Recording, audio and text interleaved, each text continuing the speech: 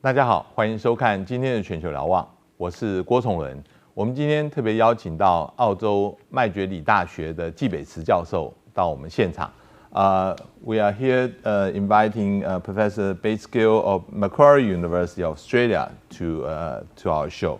Thank you for coming. Great to see you. First of all, I want to ask you about the relations between China and the United States. All the Asian countries nowadays are facing with this great power rivalry.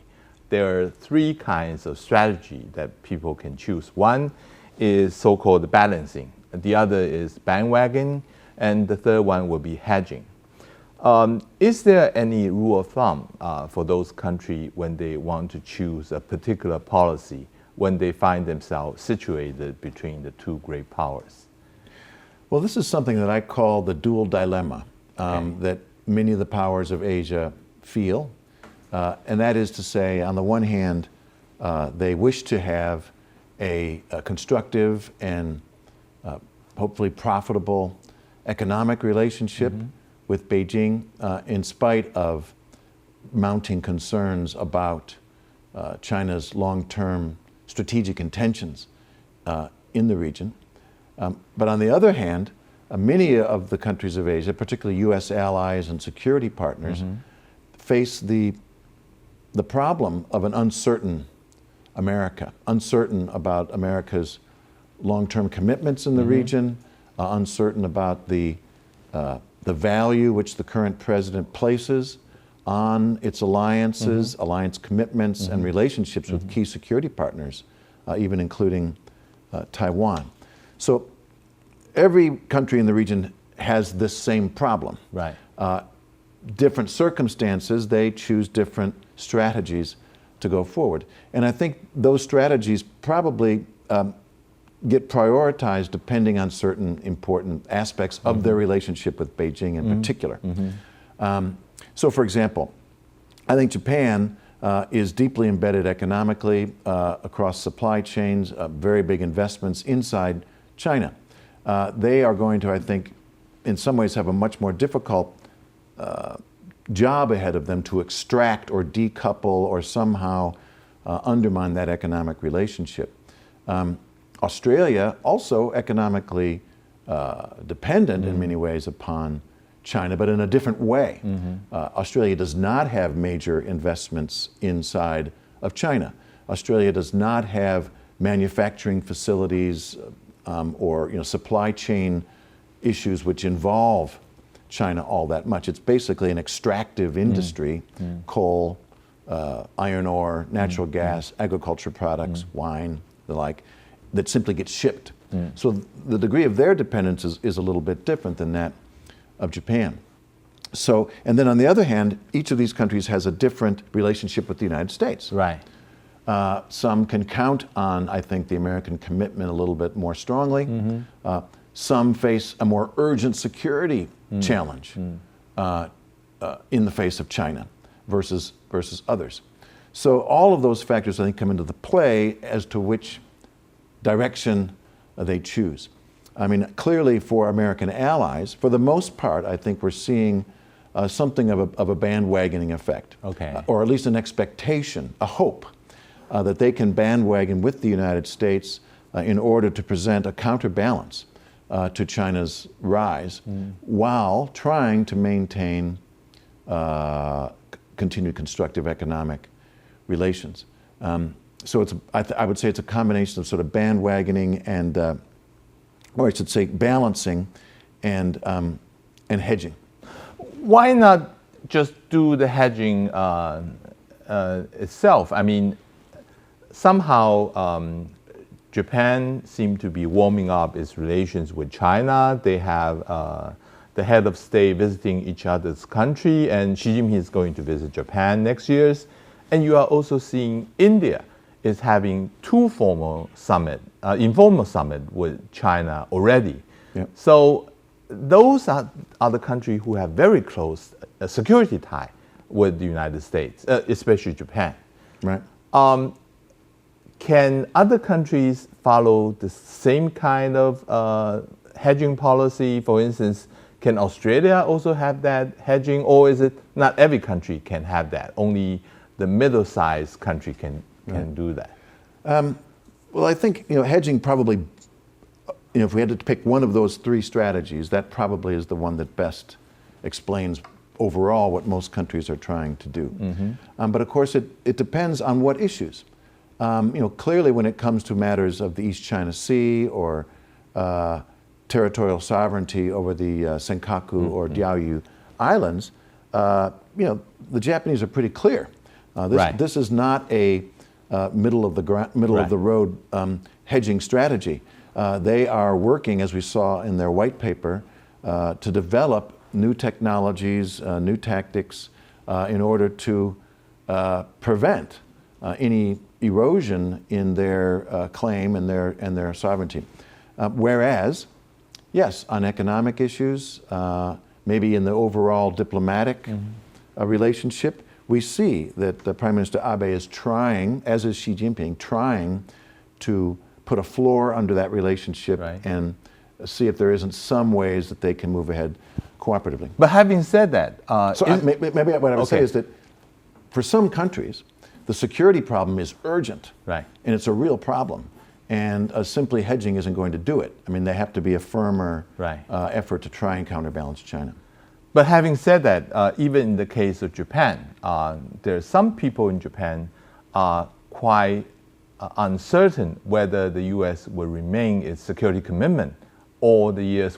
facing with a stronger PLA capability. That is, some people in the U.S. may be afraid that this territorial dispute, the Shango Islands, may drone the U.S. into a war with China. And for this, the Japan seemed to be saying that we should count on our own, that we should do the constitutional change. We should beef up our military capability. And that is also one of the things that Japan is worried about, right? Yeah, I think one of the most interesting aspects of what's happening in all these countries is there is no absolutely clear-cut approach. Most of these countries we're talking about are vibrant, liberal democracies. There are viewpoints on all sides of this question, right? So sure, you can go to Tokyo and you can certainly meet people who say, let's do away with the alliance, let's develop nuclear weapons, let's do this on our own because we can't trust the Americans. There are those voices. You're also going to hear voices that say, wait, we're not ready for that. It's not politically feasible. We still need to count on the Americans, and we need to do what we can to bolster. So what China has helped create in the region, and that's really what we're talking about, is this very vigorous debate within all of our societies about what to do. And I think in the meantime, until it becomes somehow clear, although I'm not sure that will ever be the case, there's going to be basically hedging going on, where people are going to try to thread the needle of having a generally constructive, generally stable relationship with China on the one hand, and hoping to continue to rely on American leadership and security guarantees on the other. For some countries, this is going to be increasingly difficult set of choices because I suspect that China will continue to put more and more and more pressure upon them. I think Japan may well be one of them. Certainly Taiwan is another. We just discussed about this, but this is with the precondition that the U.S. and China would the tension of them is going to increase. And some would say that, as Professor Allison of Harvard University referred to this toward Thucydides trap, is that tension is going to be inevitable. Is there a way to avoid that kind of tension and conflict between China and the United States? Well, there's certainly a way to avoid it. I mean, I think wise statesmanship, sort of overall strategic understanding about the disastrous outcomes for both sides that would likely occur were these two great powers to go to war. So I think there's always a window or a door through which these two sides can walk. if their leaders show courage and wisdom and avoid, say, accidental developments from devolving very rapidly and escalating into all-out conflict. One of the problems with Professor Allison's analysis in the cases that he chose to observe in demonstrating the so-called Thucydides trap is that it probably doesn't take full enough account of a few things structurally in the China-US relationship, which did not exist in the examples that he chooses. 16 example, for instance. Right. So, for example, China and the United States are nuclear powers. Right. That's very, very important. And in the cases of nuclear rivalries, where we have a rising power versus a so-called status quo power, well, they don't go to war. So I think that's an important structural aspect of the relationship that isn't going to go away. Another one I think that's important is the geography. Now, the fact that the United States and China do not have any disputed territories between them, that's extremely important. The fact that they are divided by this, the likelihood of either one of them wanting to go into direct warfare against each other's homelands seems pretty low. Seems pretty low. So there are some structural things that may help us get through this so-called Thucydides trap. That said, of course, I think there are some issues that will become ever more difficult. And it basically involves what is known as the first island chain, right? Where the United States has alliance commitments, it has certain security commitments, for example, vis-a-vis Taiwan, and it also has certain, strategic principles like freedom of navigation, all of which, when added together, I think place more stress upon that particular area as an area for potential conflict between the United States and China. I still think it can be managed, but to avoid conflict. But it looks to me as if while outright conflict can still be avoided, the relationship itself is going to continue to deteriorate into one of greater and greater competition, where the two sides increasingly see the other as a kind of adversary or rival. And does that mean it devolves into conflict? It doesn't have to. But it does mean that the two countries, I think, are going to increasingly see the other as a problem, as an obstacle to the achievement of certain strategic goals. Given what you just said, maybe the two countries don't need to like each other, but can they go along? Can they be a way of arrangement that each side will respect each other's interests in the sense? You are in Australia. There's a view in Australia proposed by Hugh White, saying they should have a concert of Asia in a way that the U.S. should respect China's core interests. Is another way of presenting, like Xi Jinping has said, the Pacific is big enough for both of us, in a sense. Do you think that both countries can work out a formula to at least making other Asian countries not so difficult, making them have to take side in this kind of conflict? Right. Possibly. Let's not forget that these so-called core interests of the two countries didn't just arrive yesterday. We have 40 or 50 years of experience in that bilateral relationship in managing those core interests of either side in ways that have avoided conflict, right? So there is a history there. There is experience there. There's a past that we can look to, hopefully, as to provide us some clues for how the path forward can be. So you looked at it that way, you can be cautiously optimistic. The problem is the degree to which some of these core interests, especially those of China, are reaching a point where the Chinese are prepared to really act on them. And I think the most important example of that, of course, is Taiwan. There I would probably have some of my greatest worries because the two sides, the three sides of the Taiwan question have managed over the last 70 years to find ways to manage the problem and avoid conflict, right? So that's a great success story, quite honestly.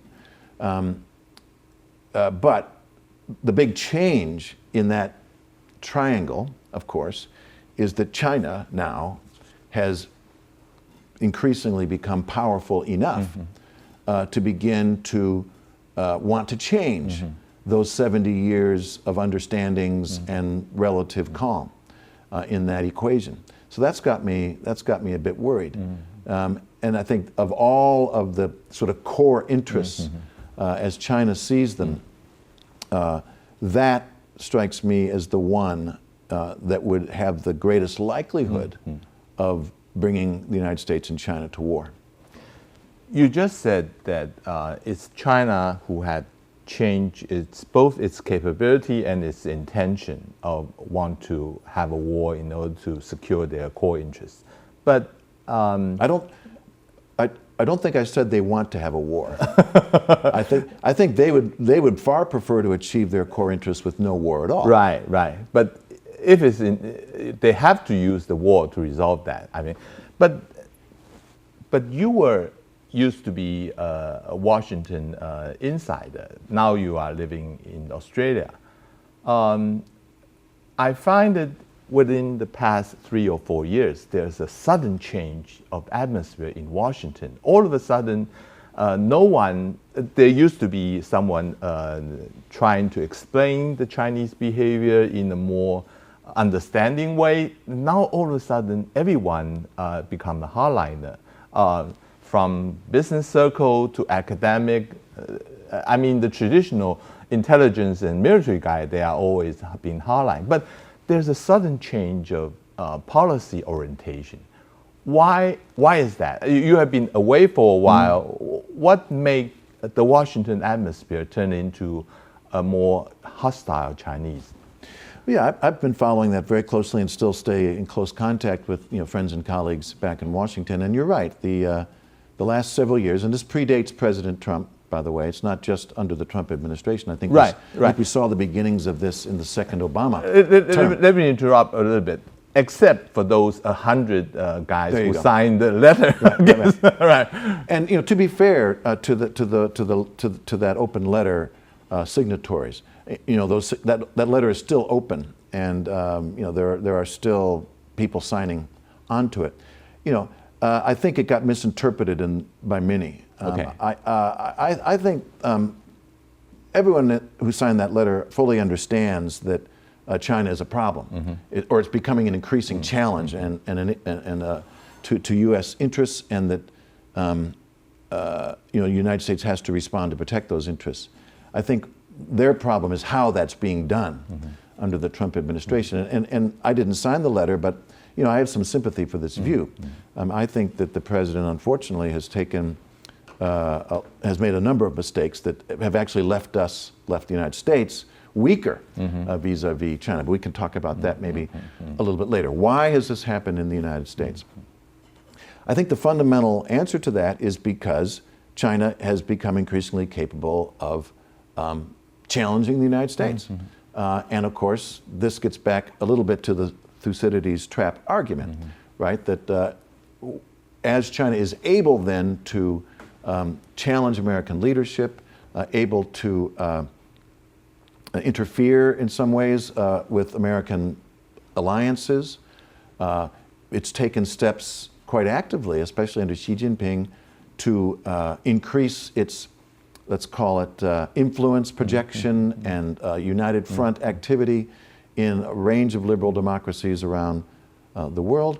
And I think has presented to the United States a worrisome future that could include, conflict with China, could include dismantlement of American alliance systems, and an expansion of Chinese power in ways that begin to encroach upon American core interests in the Western Pacific. So that's a worry. That's a problem. And I think people have finally begun to sort of recognize that these are challenges to American leadership. And I might argue that we may have overreacted to this in ways that have been unhelpful. And that we also, America is taking some actions which China sees as threatening. We have to acknowledge that. But it is quite remarkable, this sea change. And so even amongst the signatories that you mentioned before, I think they too recognize that China is becoming an increasing challenge to American interests. We're going to take a short break, and coming back, we're going to talk about how China has been exerting its political influence. Short of war, but still it's going to causing some impact on its outside of its border. 我们休息一下，等一下回来，我们继续跟季北慈教授来谈他最近在研究的统一战线的问题。